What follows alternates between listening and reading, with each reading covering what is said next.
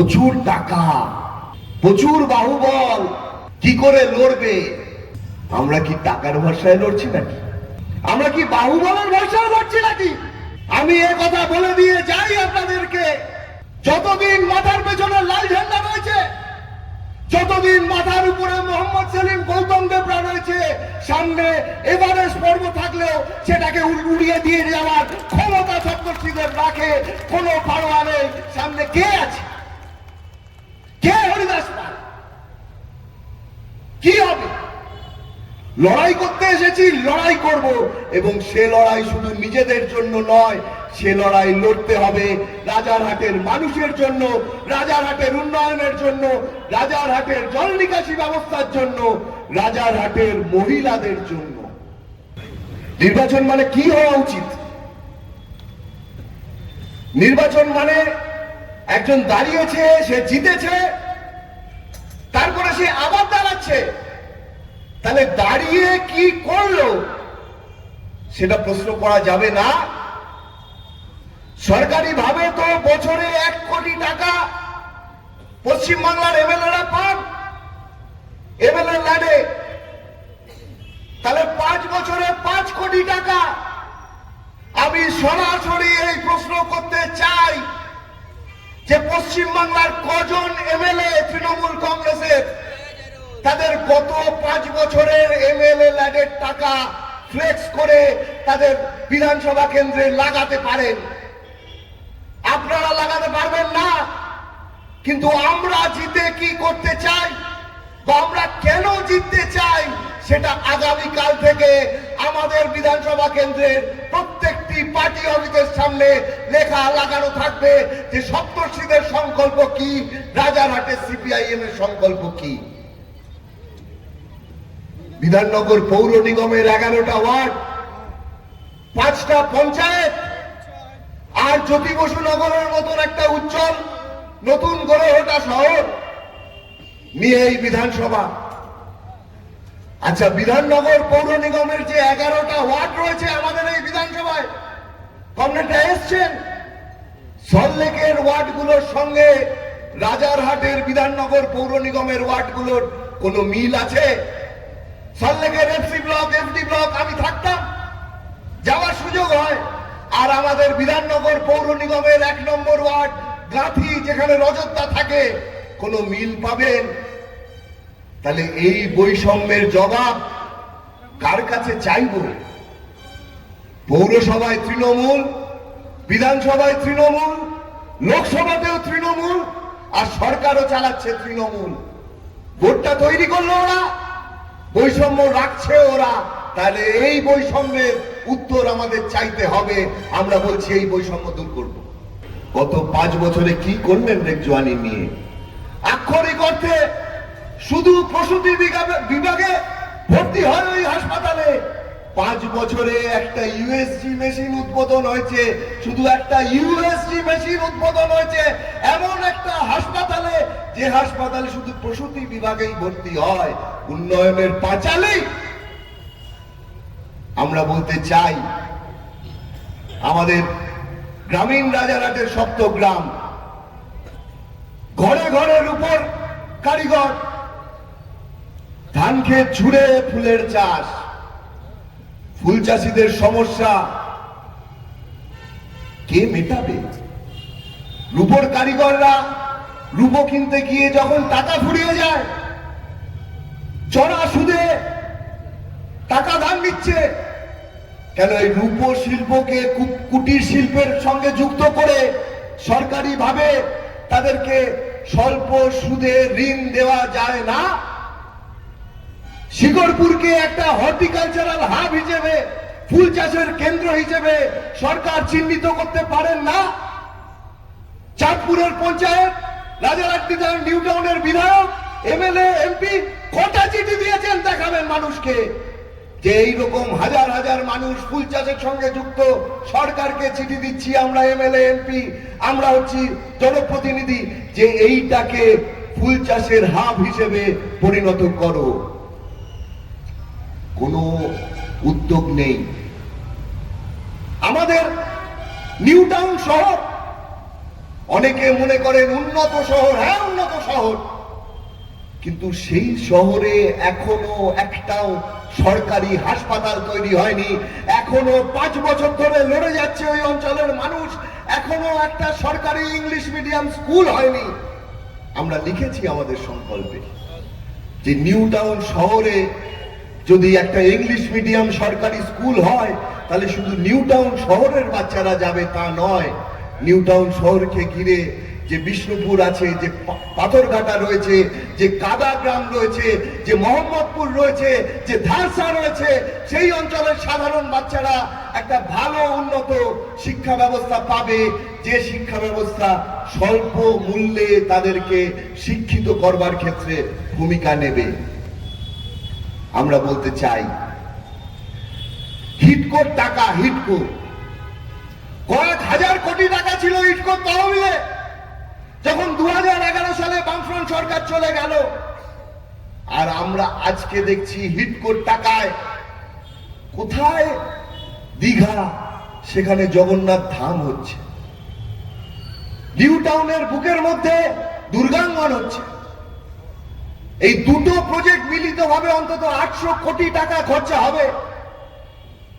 আর হিডকোর ব্যাপারে আমাদের পরিকল্পনা ছিল যে শুধু প্রদীপ আলো দেবে আর প্রদীপের নিচে অন্ধকার থাকবে, এই জিনিস চলবে না। হিডকোর টাকায় যেরকম নিউ টাউন শহর উন্নত হবে, একই সঙ্গে হিডকো দায়বদ্ধ থাকবে তার সংলগ্ন গ্রামাঞ্চলের উন্নয়নে। গত 10 বছরে, গত 15 বছরে কটা স্ট্রিট লাইট লাগিয়েছে হিডকো, কটা গ্রামের রাস্তা ঠিক করেছে হিডকো, কটা মানুষের চাকরি হয়েছে নতুন করে হিডকোতে। তাহলে কোন অধিকার বলে হিডকোর টাকায় কোথায় পূর্ব মেদিনীপুর, সেখানে ধর্মীয় প্রতিষ্ঠান তৈরি করছেন মমতা বন্দ্যোপাধ্যায়, স্কুল করতে পারছেন না, হাসপাতাল করতে পারছেন না, স্বাস্থ্য কেন্দ্রগুলো ঢুকছে সেখানে দুটো টাকা দিতে পারছেন না। আর আরএসএস এর হুকুম জারি করতে একটার পর একটা মন্দির করে যাবেন, এই জিনিসের প্রতিবাদ হবে। আমরা তাই বলতে চাই যে এসআইআর আবহতে নির্বাচন হচ্ছে, নির্বাচনেও আমাদের লড়তে হবে। আর তার সঙ্গে দাঁড়িয়ে যে মানুষগুলো এই ভারতবর্ষের নাগরিক, তৃণমূল আর বিজেপির যৌথ চক্রান্তে যাদের নাম বাদ চলে গেল, তাদের জন্য আমাদের অবস্থান করতে হবে, তাদের জন্য আমাদের লড়তে হবে। কাউকে ফেলে রেখে সিপিএম এই নির্বাচনে যাবে না, যাবে না, যাবে না। বলছে এই লড়াই অসম লড়াই, প্রচুর টাকা, প্রচুর বাহুবল, কি করে লড়বে? আমরা কি টাকার ভরসায় লড়ছি নাকি? আমরা কি বাহুবলের ভরসায় লড়ছি নাকি? আমি এ কথা বলে দিয়ে যাই আপনাদেরকে, যতদিন মাথার পেছনে লাল ঝান্ডা রয়েছে, যতদিন মাথার উপরে মোহাম্মদ সেলিম, গৌতম দেবরা রয়েছে, সামনে এভারেস্ট পর্বত থাকলেও সেটাকে উড়িয়ে দিয়ে যাওয়ার ক্ষমতা সপ্তর্ষিদের রাখে কোনো পারোয়া নেই। সামনে কে আছে? কে হরিদাস পাল? কি হবে? লড়াই করতে এসেছি, লড়াই করব, এবং সে লড়াই শুধু নিজেদের জন্য নয়, সে লড়াই লড়তে হবে রাজারহাটের মানুষের জন্য, রাজারহাটের উন্নয়নের জন্য, রাজারহাটের জল নিকাশি ব্যবস্থার জন্য, রাজারহাটের মহিলাদের জন্য। একটা ছোট্ট গল্প বলে শেষ করব। এখানে বটেকৃষ্ণ চক্রবর্তী রয়েছেন, আমাদের প্রবীণ নেতা। একদিন ওনার বুথে একটা মিটিং এ আমাকে নিয়ে গেলেন, মহিলাদের মিটিং, অনেক মহিলা সমবেত হয়েছিল। তো সেদিন আর আমি বক্তৃতা করতে ইচ্ছে করছে না, তা আমি ভাবলাম যে একটু ওনাদের সাথে কথা বলবো। তা আমি কিন্তু কিন্তু করে জিজ্ঞেস করলাম যে আচ্ছা একটা জিনিস জিজ্ঞেস করব, কিছু মনে করবেন না তো? বলছে না। আমি জিজ্ঞেস করলাম লক্ষ্মীর ভান্ডারের টাকা পান? তো ইতস্তত ভাবে কয়েকজন হাত তুললেন, কয়েকজন তুললেন না, কিন্তু বুঝলাম পান। আমি বললাম যে ইতস্তত বোধ করবেন না, ওটা সরকারি প্রকল্প, আপনারা পান বেশ ভালো। তাহলে আর একটা প্রশ্ন আমি করি আপনাদেরকে, তাহলে এই যে যেখানে আপনারা রয়েছেন সেইখান থেকে কালুর মোড় 1 কিলোমিটারও নয়, লক্ষ্মীর ভান্ডার আপনারা পান, কিন্তু রাত্রির 8টায় বাড়ির ছেলেরা কেউ নেই, বাড়ির ছোট্ট শিশুটার শরীর খারাপ হলো, ওষুধের দোকানটা কালুর মোড়ে, আপনারা কতজন নিরাপদ বোধ করেন একা একা কালুর মোড় অব্দি গিয়ে সেই ওষুধটা কিনে আনতে? একজন মা, একজন বোন, একজনও দিদি হাত তুলতে পারলেন না।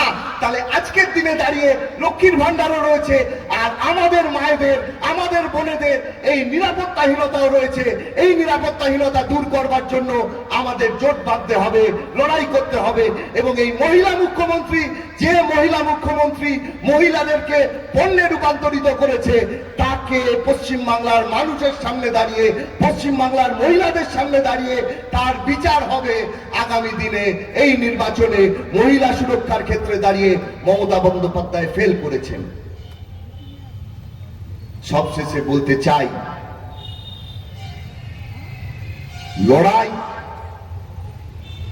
লড়াই একা লড়া যায় না। আজকের কর্মী সভা, এই যাবৎকালের আমাদের এই অঞ্চলের রাজনৈতিক কর্মকাণ্ডের মধ্যে আমাদের সকলের সহযোগিতায় আমাদের কর্মী সভা আক্ষরিক অর্থেই জনসভায় পরিণত হয়েছে। কিন্তু আমাদের লড়াই এখনো বাকি। আমাদের বাড়ি ফিরে যেতে হবে, আমাদের বুথে ফিরে যেতে হবে, এবং এই লড়াইয়ে আমাদের সংকল্প নিতে হবে যে বুথের 5টি করে ভোটার, 5 জন করে মানুষকে আমরা যারা আজকে এই কর্মী সভায় সমবেত হলাম, আমরা অন্তত সকলে মিলে 5 জন করে ভোটার, যারা গত 3টে নির্বাচনে সিপিএম কিংবা অন্য কাউকে ভোট দেয়নি, যারা তৃণমূলকে ভোট দিয়েছে, যারা বিজেপিকে ভোট দিয়েছে, আমাদের এই সংকল্পবদ্ধ হতে হবে যে আমরা সকলে একজন একজন করে 5 জন ভোটারকে আমরা আমাদের সিপিআইএম এর পক্ষে নতুন করে আবার বুঝিয়ে নিয়ে আসব। এবং সে কাজ যদি আমরা সকলে মিলে আমাদের বুথে করতে পারি, আমাদের বুথগুলোকে যদি আমরা শক্তিশালী করতে পারি, তাহলে আমাদের জয় নিশ্চিত। এবং আগামী দিনে পশ্চিমবাংলার মানুষ, পশ্চিমবাংলার জনগণ বামপন্থীদের যেভাবে আশীর্বাদ করতে চলেছে, আমাদের রাজারহাট নিউ টাউনেও আমরা আশাবাদী যে আপনাদের সকলের সহযোগিতায়, নিউ টাউনের মানুষের সহযোগিতায় আমরা আগামী দিনে একটা নতুন ইতিহাস তৈরি করতে পারবো। এবং সেই ইতিহাস উন্নয়নের ইতিহাস হবে, তোলাবাজি থামানোর ইতিহাস হবে, মানুষের অংশগ্রহণের ইতিহাস হবে, এবং গণতন্ত্র পুনরুদ্ধার করবার ইতিহাস হবে। এই কথা বলে আপনাদের সকলকে অভিনন্দন জানিয়ে আমি আমার কথা শেষ করলাম। ইনকিলাব জিন্দাবাদ।